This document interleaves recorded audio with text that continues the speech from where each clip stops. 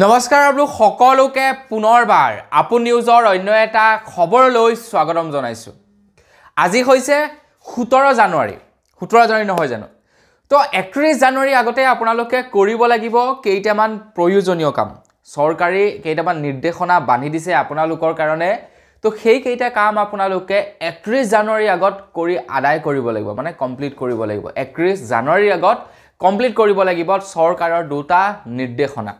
আৰু সেই নিৰ্দেশনা কেইটা যদি আপোনালোকে নামানে তো ইন ফিউচাৰ আপোনালোক বিপদত পৰিব পাৰে। তো কিনো আপোনালোকে কাম কৰিব লাগিব 31 জানুৱাৰীৰ আগতেই, তো বিপদত নপৰিবৰ কাৰণে মই আজি আপোনালোকক তাৰ ওপৰতে জনাম। তো ভিডিঅ'টো প্ৰথমৰ পৰা শেষলৈকে চাই থাকিব। মই শ্ৰী পাঞ্জিত গগৈ, আপোনালোকে চাই আছে আপু নিউজ। আহক আৰম্ভ কৰোঁ আজিৰ ভিডিঅ'। আজিৰ ভিডিঅ'টো আৰম্ভ কৰাৰ আগতে প্লিজ লাইক এটা কৰিব। চেনেলটো যদি এতিয়ালৈকে ছাবস্ক্ৰাইব কৰা নাই তেন্তে চেনেলটো ছাবস্ক্ৰাইব কৰি লওক।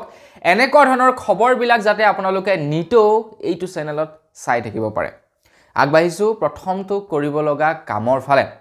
কেন্দ্ৰ চৰকাৰৰ ফালৰ পৰা জনাইছে যে আপোনালোকে 31 জানুৱাৰীৰ আগত আপোনালোকৰ যদি গাড়ী মটৰ আছে তেন্তে গাড়ী মটৰৰ ফাষ্টেগৰ KYC কৰিব লাগিব বুলি জনাইছে। ফাষ্টেগ মানে আপোনালোকৰ গাড়ীৰ আগফালৰ চিচাত যে এডোখৰ কাগজ লাগি থাকে ফাষ্টেগ বুলি লিখা, যিটোৰ জৰিয়তে নেকি আপোনালোকে টোল গেটত পাৰ হৈ গ'লে টোল টেক্স কাটে। তো সেই ফাষ্টেগটোৰ আপোনালোকে KYC কৰিব লাগিব।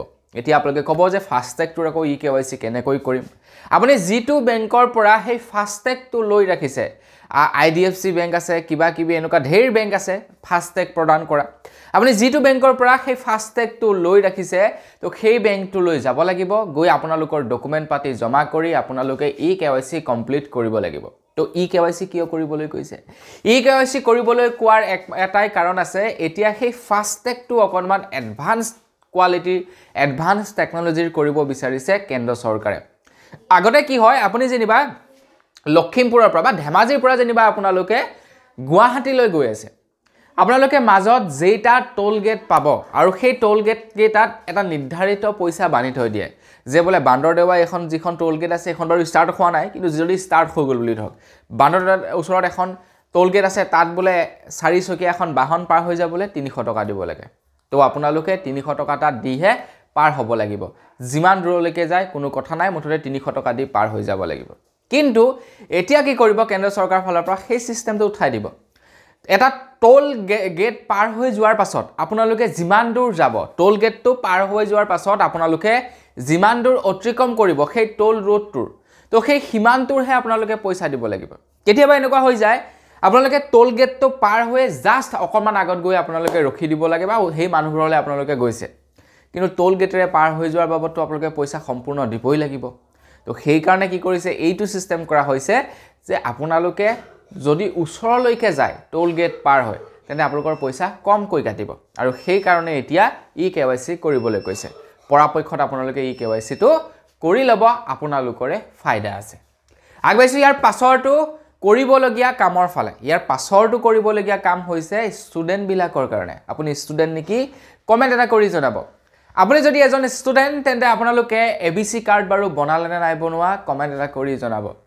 ABC কাৰ্ড কি চাগে আপোনালোকে বুজি পোৱা নাই নহয় জানো?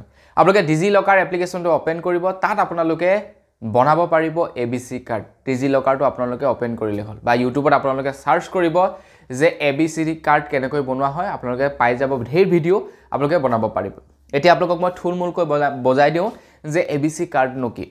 ABC কাৰ্ড হৈছে ল'ৰা ছোৱালীৰ যিবিলাক নেকি ষ্টুডেণ্ট থাকে, ষ্টুডেণ্টবিলাকৰ একাডেমিক কেৰিয়াৰ যিমান ৰিপৰ্ট থাকে গোটেই ৰিপৰ্টখনক কম্বাইন কৰি এখন কাৰ্ডৰ ভিতৰত ভৰাই থোৱা থাকে, আৰু তাক কোৱা হয় ABC কাৰ্ড।